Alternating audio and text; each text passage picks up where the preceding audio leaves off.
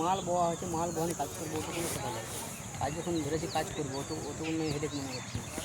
শুধু আমার দুটো করতে লেবার দিনে বেশি লাগবে, হাতটা বেশি করতে হবে, কিন্তু মাল ফেলে তুমি যদি মাল যদি ধরুন দেখা যাবে যে নাই রাখে, এখন দিনে সকালবেলা যদি মাল না বুঝতেছেন, তো এইটা তখন খুব গায়ে লাগে। মাল যদি আমার পড়ি আছে, ঠিক আছে, আমি দেখতে বেশি মাল আমি বহন করি। না না, এমনি করতে ফেলা যাবে না, কাউকে তো রাখতেই হবে, ফেলে রাখা যাবে না তো এরকম করে।